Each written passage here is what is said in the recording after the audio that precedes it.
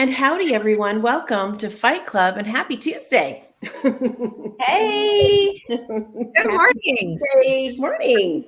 Hey, welcome to Fight Club for Business, everyone, the show for home service business owners looking to improve their marketing, finances, system, and culture. We are a team of self-employed industry experts, and this week we're joined by Sara Thompson. So glad to have you with us, Sara. Can you please give the listeners just a little brief rundown about you and your businesses, because you have two branches? Yeah, sure. Well, I'm in Iowa, and I started this business in 2006, kind of out of necessity, and in a smaller college town in Ames, Iowa. And we grew there. We have a second branch that we opened about 6 years ago now, I believe. And they're about 35 minutes apart. We have a staff of right now it's between 50 and 60 full-time equivalents, depending on how much, we can hire. I think we're down to about 50 full-time equivalents at the moment between the two branches. But, we're on track for 3 million to end the year, and a better run rate than that. And we've got great management and great office people. So that's what we do. We're a professional house cleaning service. Awesome. I love it. Well, Sara, we got to meet back at the huge convention, but my name is Taylor Maroney for anyone first listening to the show.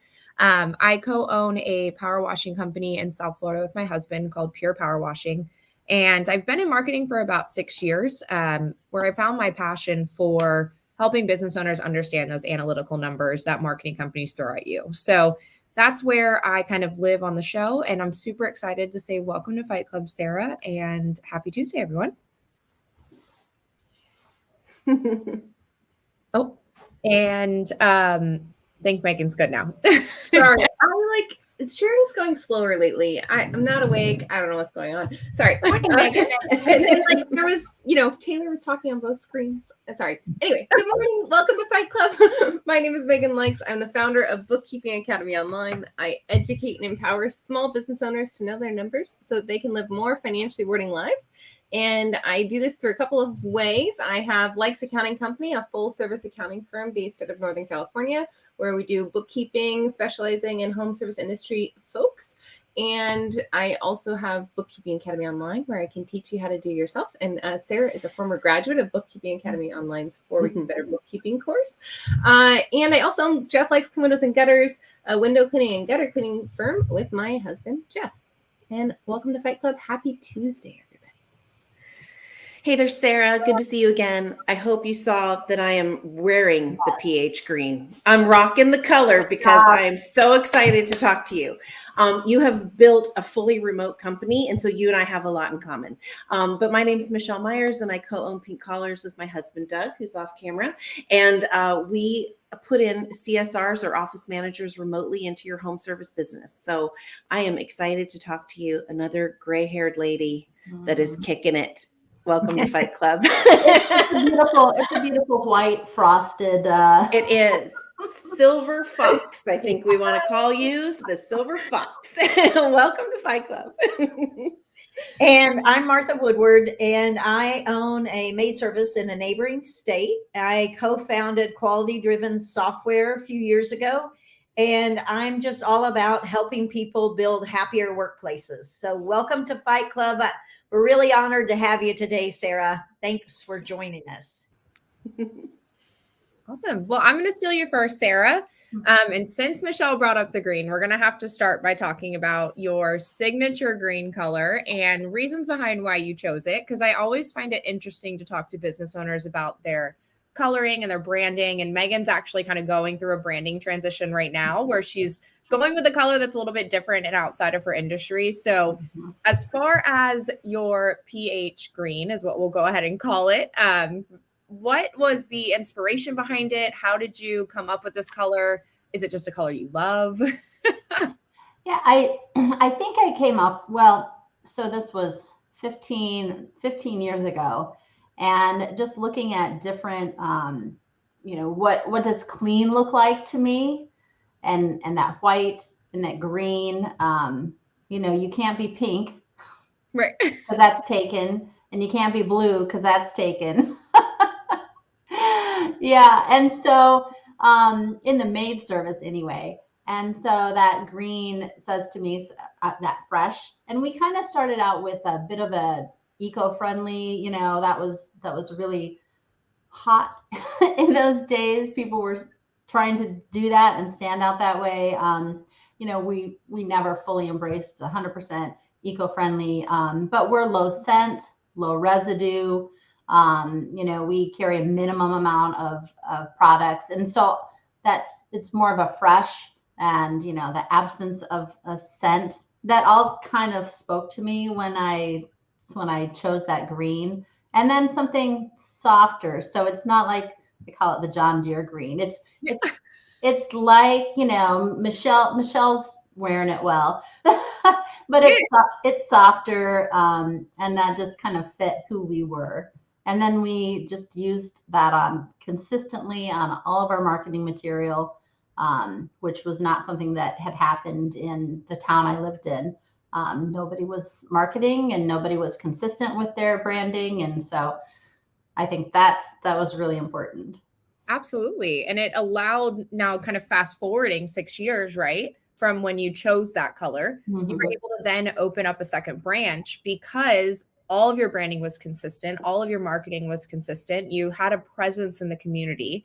So what I want to talk about a little bit deeper today is when you did open up that second branch 6 years ago, how was that transition for your marketing? Because I know there's a lot of business owners that debate this quite often.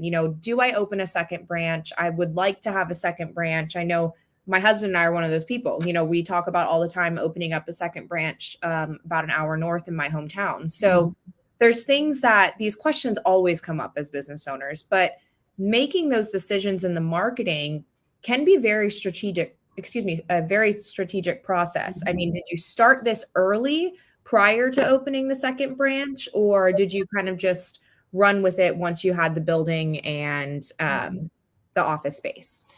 Well, early on, my legal name is Professional Home Ames, and Ames is where I started.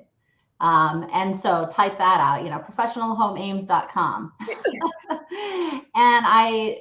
And maybe after about 2 years, I realized, wait a minute, that's so limiting. What am I thinking?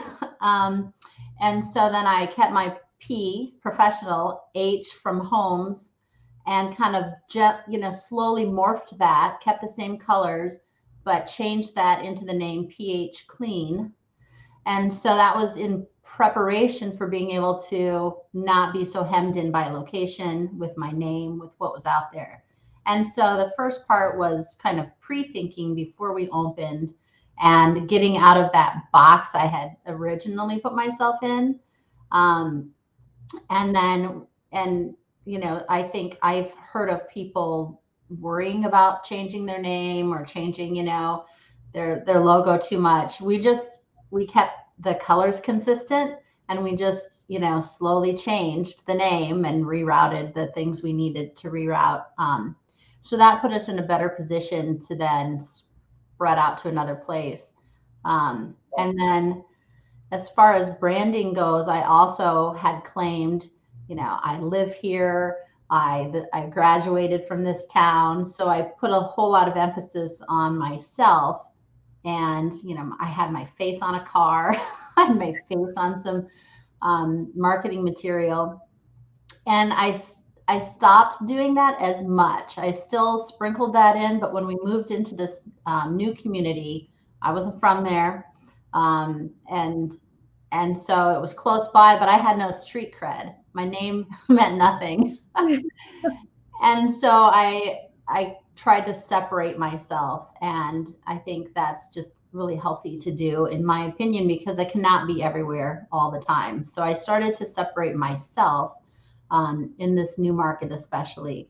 And, we did try to when we opened our office, it was important to me to have a physical location instead of try to do it remotely, or, try to do it driving from one town to another. We did that for about 6 months while we established a few homes. But it was important for me to come into this new location and say, we have a physical location, we have an office, we have a manager on site, so that I could come in with a little bit of a "we are in your community" claim. Right. So those were some of the things I thought about and we kind of prepped for moving in. Awesome. Well, I just want to recap a few things that were really, really important that stood out to me. So marketing wise, Sara went about adjusting her logo to make sure that she wasn't very focused in on just her hometown anymore, which I love, because a lot of a lot of business owners do that, right? They want to relate, they want to connect with their community. So they put something in their logo or their branding that's really specific to that. So you were able to adjust that logo and adjust that branding to open yourself up to a wider community, which is fantastic. So that was Sara's first step. Second step was kind of pulling herself out of the story a little bit. Not fully, because she still wants to have a face in the business, but this is really protective for you as a business owner. When your face is on everything, sometimes clients expect, okay, Sara's going to come out and clean my house. Well, that's not the case. Sara is a business owner. She's not someone who is working in the field. She's working on building the business. So marketing that strategically can really be able to help you as a business owner limit some of those stressful calls that can come in from clients when people are expecting to see you walking into their door, walking up to their property versus an employee of yours who's just as well trained, just as well skilled, but because it's not your face, right? That client feels like they're getting a bait and switch sometimes. Mm-hmm. So we've had that exact situation happen recently with an old client of ours, and they were really adamant about Damien coming. And I was like, well, I'm sorry. Unfortunately, he's not coming. He's not in the field anymore. But the technicians we do have, super skilled, super able to complete exactly like he did. So just kind of a real life example for you guys of how that can help protect the business owners. And then thirdly, Sara did briefly mention that she started getting jobs in the community first. So she might have did you maybe do Google Ads? Did you do any type of Facebook advertising? I think we started with Facebook. Okay. Because we didn't have a physical address yet. So we hadn't gotten into Google. Perfect. Easy. So she started with Facebook ads, which allowed her to start trickling in some leads to establish herself in that community. Then from there, she opened up the office. She had the manager. She had everything, which I know Martha can talk about people-wise.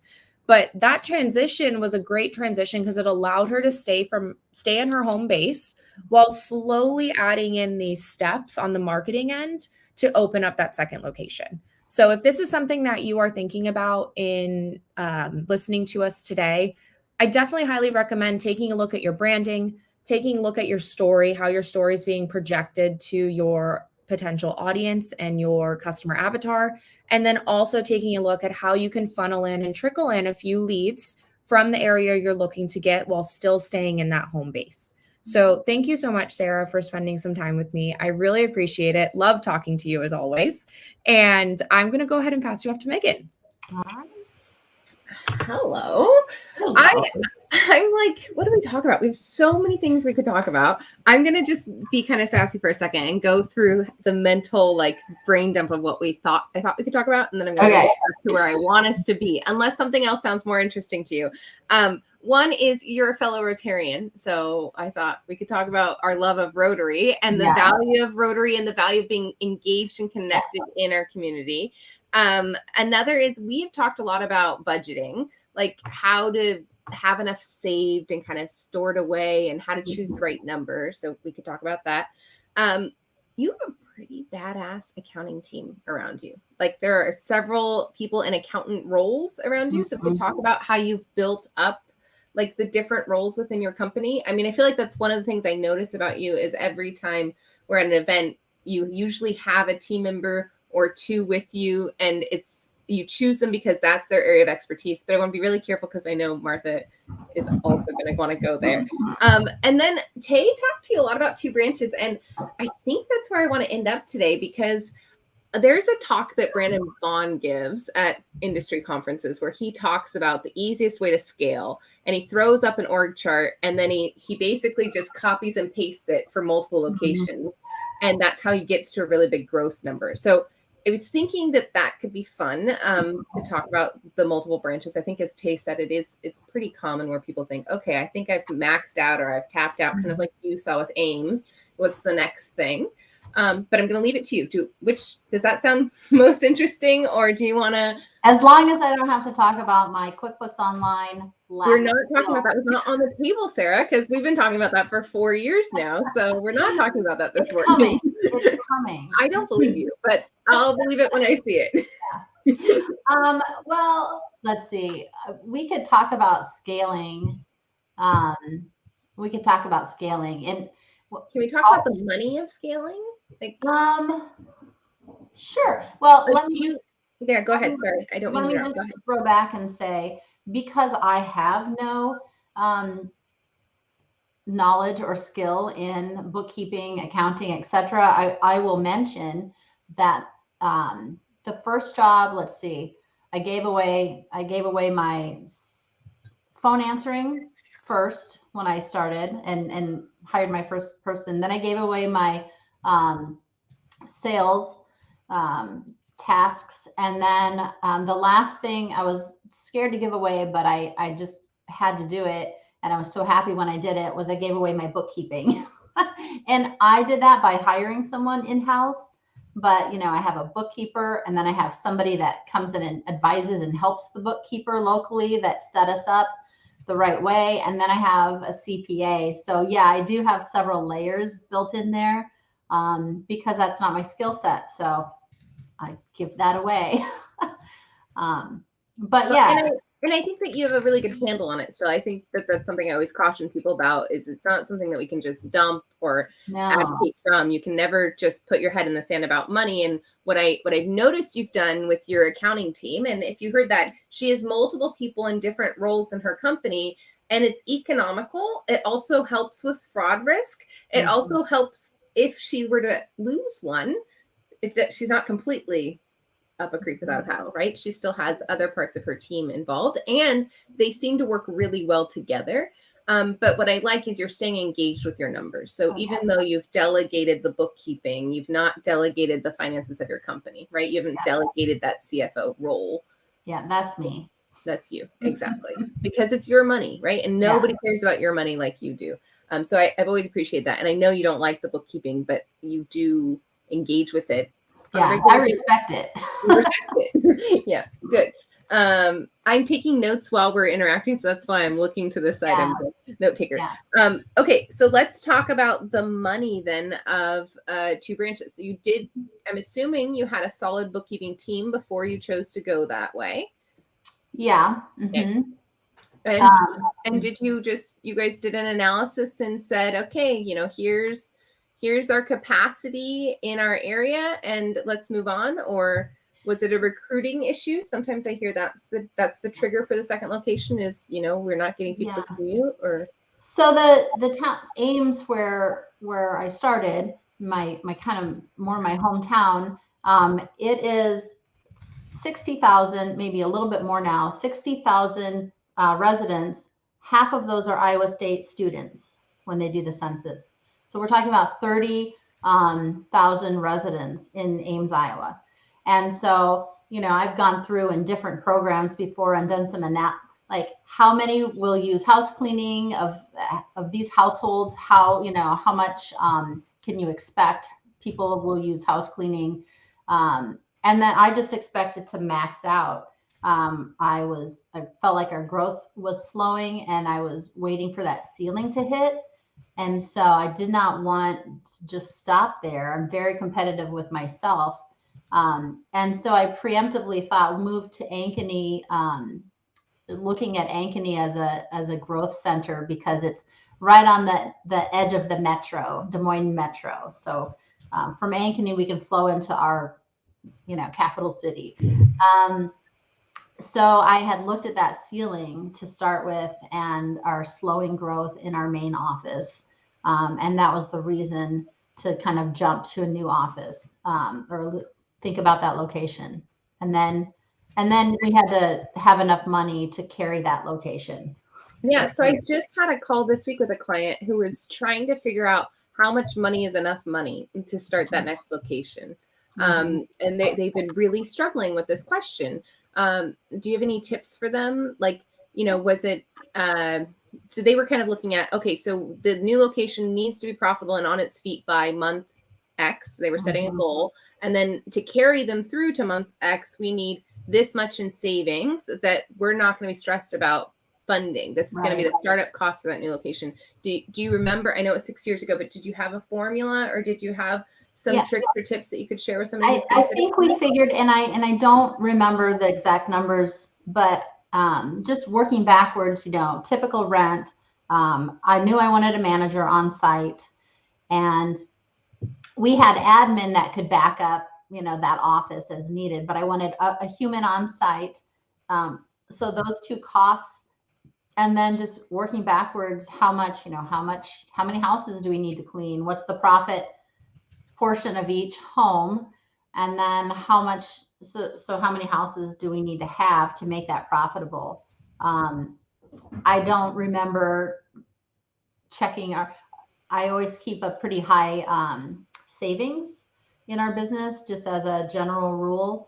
And so I don't remember saying, do I have this money set aside specifically for that? But we knew how much we needed to get to grow and be self-sustaining. And that first year, we didn't make any money because we were, paying for somebody to sit in the office. And so we were negative. The second year, we kind of broke even. And then the third year in that new office is when it was self-sustaining. Interesting. Okay. So how are you keeping track as a company of that? That was this other question for another business that was opening a second location is initially they set it up as two companies, even though they were in the same parent company, because they really wanted to see the profitability metrics from the existing business and then from the new business. And then they said, you know what, that's a lot of administrative burden. That's just too much. It's really one entity with two locations. Yeah. So then they went back and they reset it up, and they've got two locations set up in QuickBooks. We're not going to talk about what kind of QuickBooks, but in the QuickBooks, there's two locations, right? So they've got the old location and the new location, and they're running them side by side, but they could consolidate them. And I'm getting a little accounting techie for some of our listenings, but they could consolidate them so that they could run and see, okay, this is all of the money that came in for the parent company phClean from both locations, and here's the net if we mashed them together. But it's also really important to keep an eye on, like Sara said, year one, we were negative. Year two, we broke even. Yeah. Year three, we were finally profitable. And it took patience, but also data to be able to make those decisions. So how did you guys decide to keep it separate? How do you look at reports for the two locations? So we didn't open a second entity. We kept it all together. Okay. And we do branches. So we just divide everything out by two separate branches. So I look at two profit and loss statements. It's a little squishy when you're sharing resources. And we eventually started, so like for admin, for bookkeeping admin, for marketing admin, for myself, we just portion a part of that out. So like right now, we're at about 30%, was it 30 and 30% is Ankeny of our total revenue, or maybe it's a little bit more right now. So we portion out expenses that way that are shared. So that makes it a little bit easier. If we're not, doing separate inventories for each one, we're getting inventory in one location, and we just portion out our supplies according to our revenue. So that sounds like that's a simpler way. So I'm just going to recap that for our listeners. So they have one position for bookkeeping, let's say.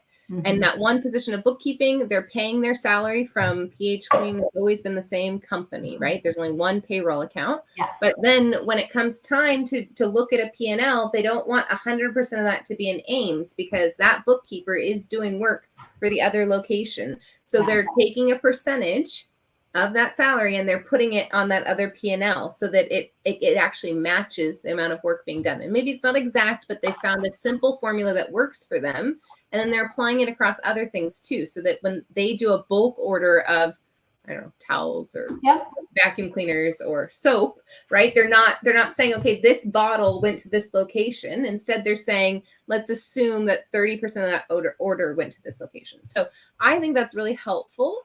It is a little bit more bookkeeping, but it sounds like it gave you good data so that you could, because what would have happened if in year 3 you still hadn't broken even, you would have had the data you needed to say, okay, this location's not working, or we are not focusing our energy, and you could have shut it down if you needed to. It sounds like that's not what ended up happening, though. Correct. What do your projections say? We're almost out of time, but what do your projections say going forward?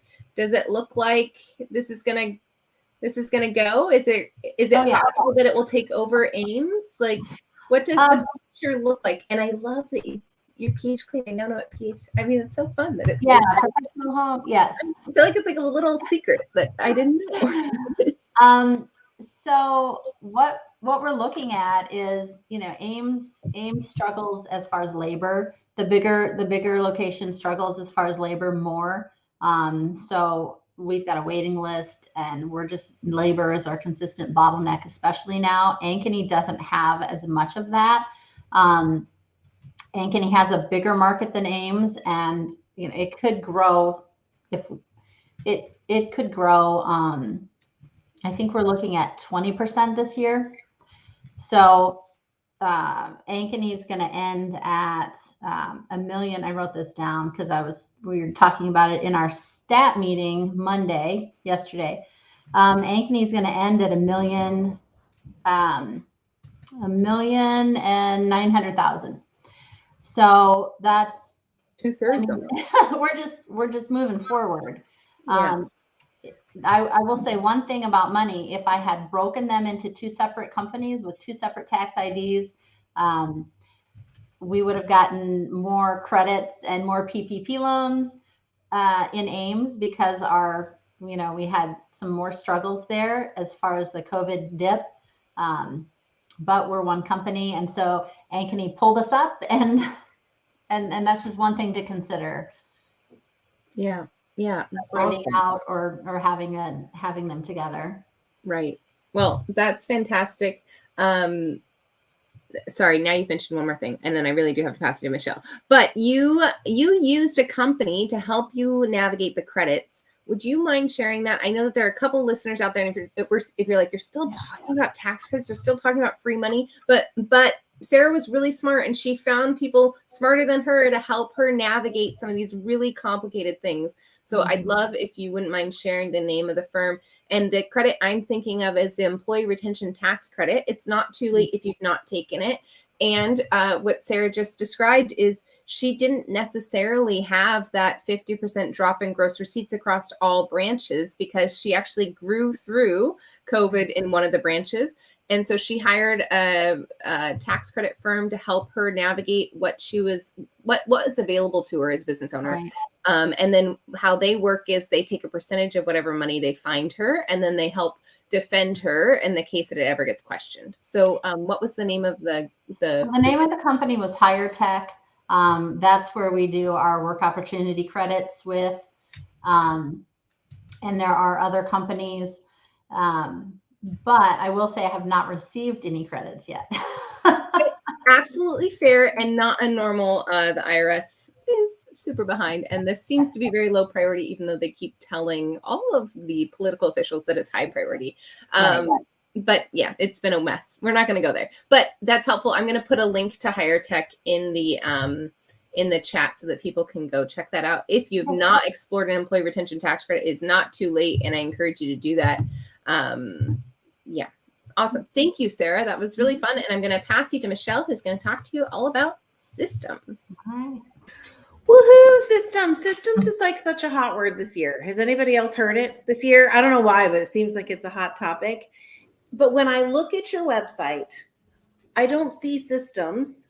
I see people working within a system. And I see a lot of focus on your people. And I promise, Martha, I'm not going to step on your toes. But I want to talk about how you determined what were the benchmarks that you determined between your locations that one person could no longer do phones and scheduling? We call it dispatch here at Pink Collars, but phones and dispatch. And a lot of homeowner or business owners, try to squish that role into one human being. And that one human being then ends up looking like Medusa, head of snakes, right? It's not easy to do. So tell me when you decided that that was actually two individual people in your business, because that's a huge point for a lot of companies. So I'm thinking back, I had one person in the new, are you talking the new office or? Either one, because I know you probably solved it differently for each location. Yeah, it's fresh on my mind with the newer office. Okay. You know what, we had a manager, she was handling all the things. Yeah.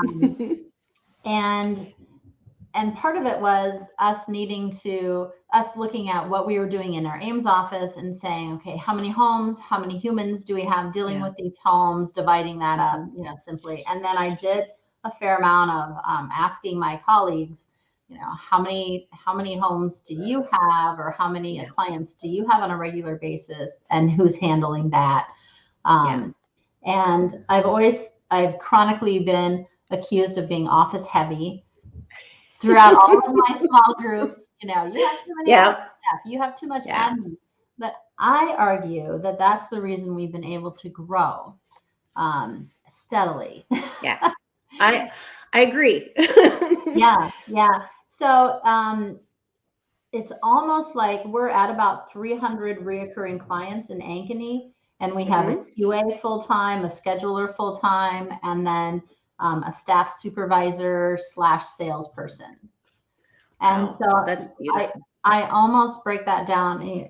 If I like simple, flat numbers. So 100 recurring clients per admin. Per individual. Per culture, That's a huge metric, because I don't think people understand that metric, and they do try to squish all of those tasks into one person, and it can be a little bit crazy. Tell me what technology you're using to support these team members, because that's super important.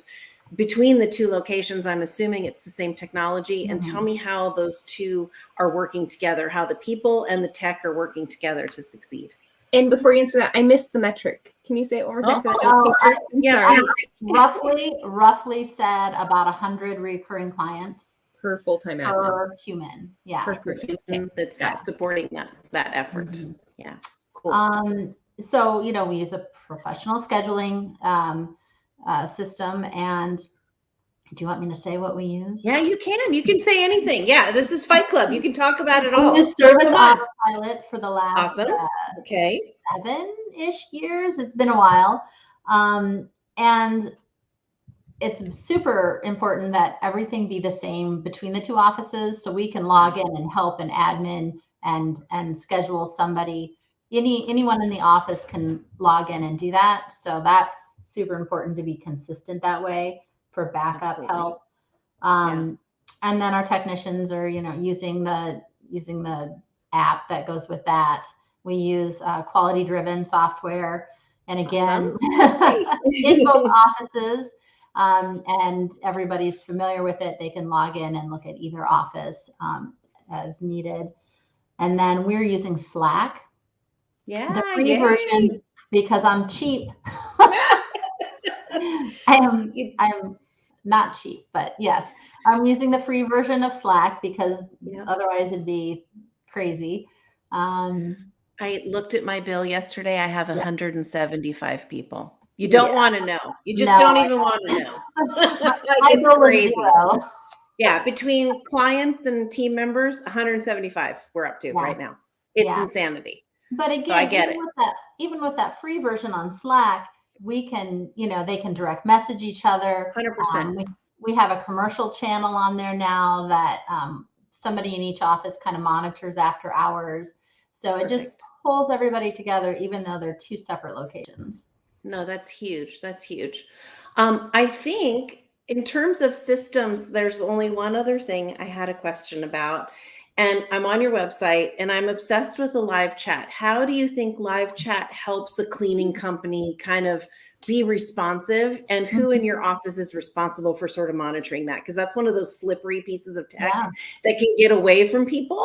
So tell me how that's used in your company, because I love live chat for everything. Yeah. And I get to see those messages come across. So I just watch, and I'm so proud. Jessica in our Ames office handles, she's the one, she's full-time sales in the bigger office, but she also doesn't, maybe right now she doesn't have as many quotes coming in as our growing office. So she's the point person for that. If somebody's offline, we can send it to we can indicate which office they're closest to, and that person can answer it. They'll get an email and then they'll get back to that client. But during the day, it's monitored by one person. And again, anybody can grab it, but we have to have one person responsible for doing the back and forth chatting, and they can handle it for both locations. So it's, I really like the live chat. I know, because people probably wake up in the morning and look around and go, oh my gosh, this place is a disaster. I need help today. And that immediate recognition from the customer's perspective makes you look like you have superpowers. So I love that tool. Okay, awesome. Thank you so much. I could spend all day here, but I'll let you go on to Martha. I'm sure she's going to talk to you about all your awesome people that make all of this happen. Yes. So, Sara, one of the things that I want to ask you about, well, how many staff members, field staff, do you have right now with the combined? Combined, I'm double checking. Eight. What? 8. Okay. Oh, sorry. In the office, I have 8 people. Okay. Yeah. And field staff. Field staff right now, as of yesterday's report, we have 50 full-time equivalents. Okay. But we have, a lot of them are part-time. So we have probably, I'm guessing, about 80 people on payroll doing technician work. Gotcha. So thinking back, what do you think, like, what feels like a sweet spot as far as when things got a little bit easier with staff numbers? Like, do you feel like the more staff you get, the harder it gets? Or was it harder when you just had a handful of field staff? Well, there's my cat. I was waiting. I mean, there's just a different kinds of hard. So that's a challenging question. When we had less field staff, we also had less, we were less spread loaded in the office. So it was challenging because I think it's easier as we get more, honestly. Yeah. It's overall easier, but with a different set of challenges. Right. And that's really what I thought you would say. I mean, there's so many people who really struggle. They're in that under, 10, 15, and there's not as much wiggle room, and there's not as much, but when you see in groups, I think they have a perceived feeling that it only gets harder. Like as you build more people, it only gets harder. And I suppose it can if you don't have systems or enough admin to handle exactly all the other stuff. Yeah. Right. 100%. What is this is a hard one too, because there's so many, but what would you say is probably your most successful program around people? That could be your pay structure, that could be benefits, that could be, something about your culture. Yeah, that's a hard one. I want that question ahead of time. I know you. I am familiar with your company, and I know you do so much. And I I mean, I could almost answer it for you, but I'm not going to. So You're, just go with your gut, Sarah. Well, Go with your gut. I'll tell you something that I like. I like that we have trainers. We don't have one trainer per office. I like that we promote with trainers. So we could have between 5 and 8 trainers at any time. We give them a new shirt. We pay them $1 an extra more on an ongoing basis, whether they're training or not. It's more of a status thing if they've risen to that level and taken that responsibility level. I like that because it gives everybody a chance to grow and consistently make more money and consistently be, I'm a trainer. That's not for everybody, but it's fun to really gently push people into training when they say that they can't be. Then we just, try it out, and then they try it, and then they're like, oh, I can do this. So as far as giving some opportunity, I like that the way that we do that. We've got several people who have moved from technician to trainer to quality assurance and field, kind of a field person in both offices. Those people have moved up. And then we have moved up several technicians into scheduling. And right now our staff supervisor and sales person in Ankeny started out as a technician and has moved her way through all of those stages. So I don't know if that's quite what you were thinking about, but I like that we have some more opportunities, and that's also a reason to have a second office. We've transitioned, people have a place to move to if they really want to move up. And then we've also been able to say, somebody's moving and they're close enough, but different enough that they can transfer to the second office and we don't lose them. Right. Yeah. I know we have, to a much smaller scale, I've got 2 offices, and we have definitely had people who live in the middle, and it allows us to start kind of growing staff in that area and then picking up clients that maybe were outside our service area before. And then you can start expanding because they go straight to the job and so forth. But your trainer idea, and I remember I told you I was going to do this. I stole that idea because I absolutely loved it. I loved adding the prestige to that role, because a lot of people, I just was talking to a girl that's been with me over 8 years, and she certainly has a knowledge to train. She doesn't necessarily have the people skills. And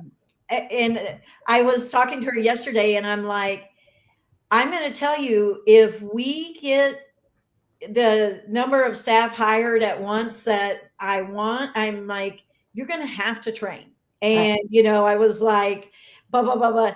And so the more that you can add that elevated status and people want it rather than it's put upon them.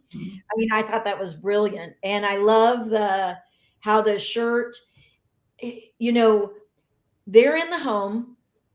And if the client's in the home and then that trainer has that shirt and on the back it says trainer, they have that elevated status. They look really great in front of this client. And so, and I love that because, we were always training and doing a thorough job training in the home, but what it says to your client is you have systems around training and that you take it seriously and you have dedicated personnel. And I thought it was pretty brilliant.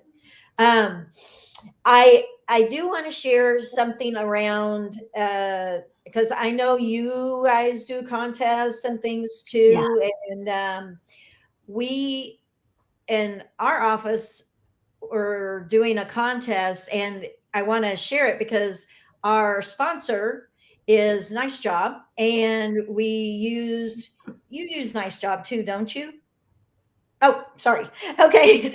Not trying to put that upon you, but I know you definitely have a review strategy. Yeah. But anyway, we use Nice Job, and I'll tell you this: Nice Job makes it easy to do your review strategy,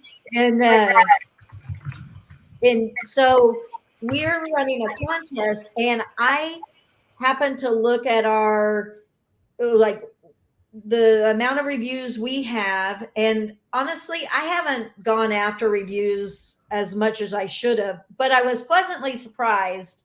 We were about double, our competition in one area, and then in the other branch I have somebody that's creeping up, and so we're running a review contest, and I love how you can tell your clients that you're doing this review contest, and that it's the easiest way to tip your your cleaning staff that comes, and then they get on board. So for you guys that use Nice Job, thinking about using Nice Job or some other strategy, that that is a good incentive program that you can run.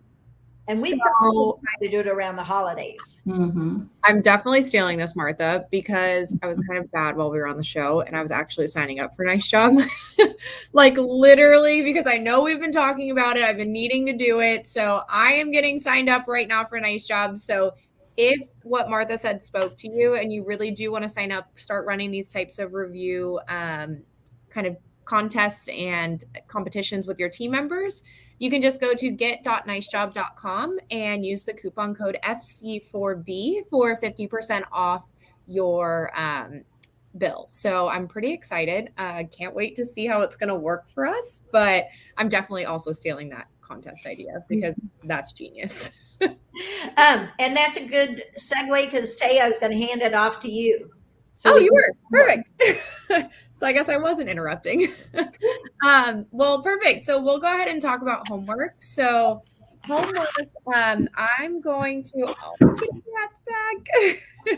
I'm going to assign some marketing homework. I'm going to give you two options since I did go ahead and sign up with Nice Job today, live on the show. I'm going to give you one option to sign up with Nice Job if that's something you've been meaning to do. Again, we have the website and the coupon code in the comments. But second, if you are in the process of figuring out your branding for a potential second branch, I want you to just take a look at your logo, your brand, and then also a way that you can affordably start to get more marketing from that area and more leads from that area without having to have that business fully set up yet. So depending on where you're at in that process, you can pick one of those three things.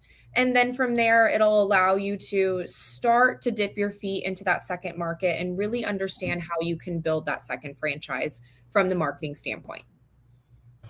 Cool. And I'm going to piggyback on that. And Sarah, we're going to come back to you. So if you want to assign homework, it's totally optional, but you'll come back to you at the end if you'd like to include anything. And if this is your first time listening to our show or watching our show, we're going to throw 4 to 5 pretty intense homework assignments at you over the next 2 minutes. And we do not expect you to do all of them, but we also want to be different than most podcasts and most shows that are out there on the internet for educational purposes. We want you to actually take action. So we ask that you try to execute one of the homework assignments every single week. And if you need help with accountability around that, or if you need inspiration around that, we do have a Facebook group, Fight Club for Business, and you can absolutely join us in that Facebook group, and we will help nudge you and push you to getting the homework done. But the goal is they're all great homework assignments. Just do one. And if you do one assignment every single week that you listen to the show, you will move the needle forward in your business and have a better business. So that being said, for your finance homework this week, I'd like you to do an analysis of your current business. And I'd like you to look at what's the growth trajectory? How are you doing in terms of the existing marketplace that you're serving? How are you doing in terms of existing recruiting? And are you going to hit the ceiling soon? Have you stopped growing? Have the leads stopped coming in? And if so, before we talk about a second location, I want you to make sure that you've got your profit margins dialed in where they need to be, because I think it's really important that we keep the infrastructure of that P&L solid before we grow. If you like your profit margins, but your sales numbers just aren't growing the way that you'd like them to, then you can look at opening a second location. And I highly recommend listening to that section with Sara this week again, because she had lots of great tips in there about how she went about choosing to open a new location and how she kept it very money focused to make sure that she did not steal from a successful first location to launch a second location. And then if you need inspiration about that, how her second location is now generating almost 2/3 of her gross revenue only 6 years later. So she grew a almost $2 million second location in less than 6 years. So that is your finance homework, is to just do some analysis and be a little bit of a data nerd with your company. And that is it for finance this week. I'm going to piggyback on the data nerd comment, just so you know. And I'm going to have you, for your systems homework, check out what that break-even point is for an admin, right? All of us have an admin in our office. All of us have somebody helping on phones and scheduling and dispatch and all of the incoming traffic. I loved how you figured that out, Sara, and it was 100 recurring clients. Look at your business this week and see what that data is. I know here at Pink Collars, we look at call volume, we look at email traffic, and we look at actually live chats. That's one of the reasons why I mentioned it, because we actually do that as a metric. So please look at those pieces of data and get feedback from your team this week, especially your admin or office team.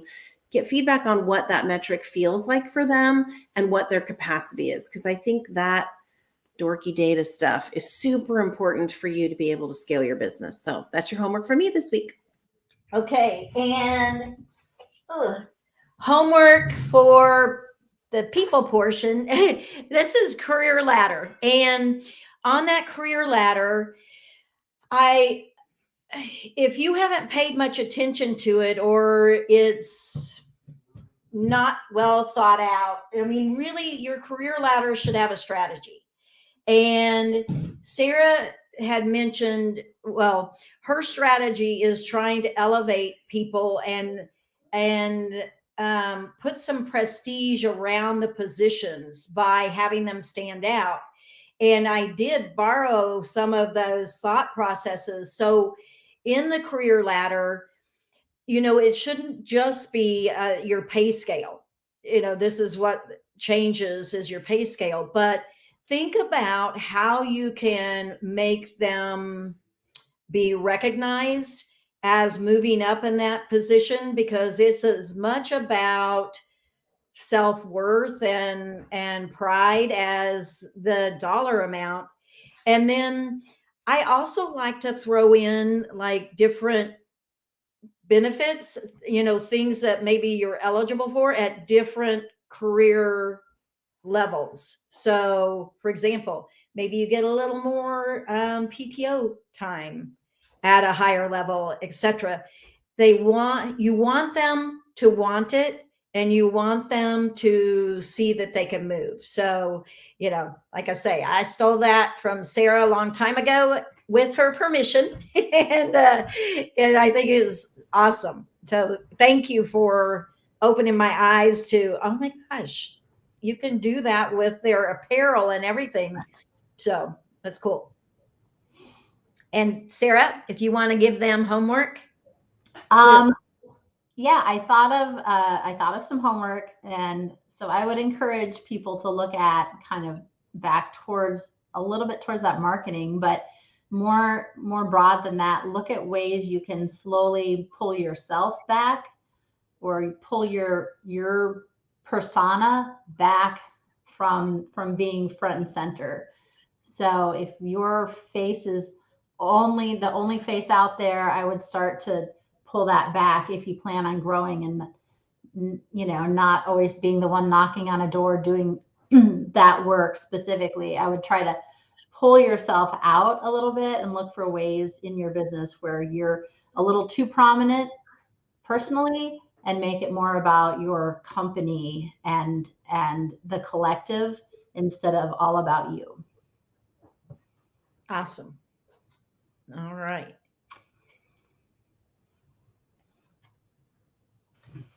Super good. Okay. Is it quote of the week time, or should we make an announcement? I think Michelle lost her. Oh, she lost her audio. Oh no. Sorry, that got kind of awkward silence. Like, what's happening? Well, while she's working on that, she's typing in the chat, I think. We are going to be, Sarah, are you going to be in Las Vegas? I'm not this time. Sarah's not going to be in Las Vegas this time. Okay, well, the rest of Fight Club will be in Las Vegas, I think in just 3 weeks, 2 weeks, soon. November 14th, we have a happy hour event that Jobber is sponsoring. And there is an Eventbrite link that we will share if you would like to join us for a drink or a cocktail and talk about business and watch a Fight Club for Business show live in Las Vegas. That's happening on November 14th. We're very excited. And what else is coming up for Fight Club?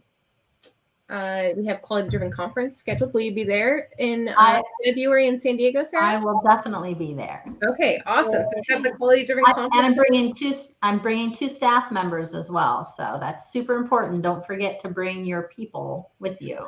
Well, and what a treat, because it's at a really nice hotel and it's in sunny San Diego in the middle of winter. So that has to be something special for them as well. One of her staff members is going to actually be a speaker on one of our panels. And so that's pretty cool, because I don't always pull in, managers from, in fact, I'm trying to think if I ever have. So I don't think I ever have. Hope I'm not forgetting somebody. But anyway, Daniel, he's the guy. And he has a real knowledge of techie things, so he's going to be on our time-saving tips. Yeah, no, he's great, and he enjoys, and if you bring people with you, they get to know people like Martha, and they just get to know the other people in your industry, and it becomes more important to them, and it just makes them feel like part of a bigger group, which is, I think, missing. We miss that opportunity with our staff sometimes. Yeah. Kind of plays right into what you guys were saying before about leveling up those employees, right? It's just giving them that extra little push of, wow, I'm able to go with the owner and go to a conference and learn and expand my knowledge about how I can better help this business. Like, to me, that's something that is a great gift that you can give to an employee. Mm-hmm. Okay, peeps, I'm back. I lost power right in the middle. Oh, no. And so everything just stopped. I apologize. So I'm back, and I will do the quote of the day. And Sarah, thank you so much for joining us. What a fun time we had. I loved your idea on saving time, and the quote of the day just kind of goes with that. And it's, time isn't the main thing. It's the only thing, by Miles Davis. So everybody have a terrific Tuesday out there. And thank you all for joining us on Fight Club, and have a great week, and we'll see you soon. Thank you. Bye, everybody. Bye. Go fight.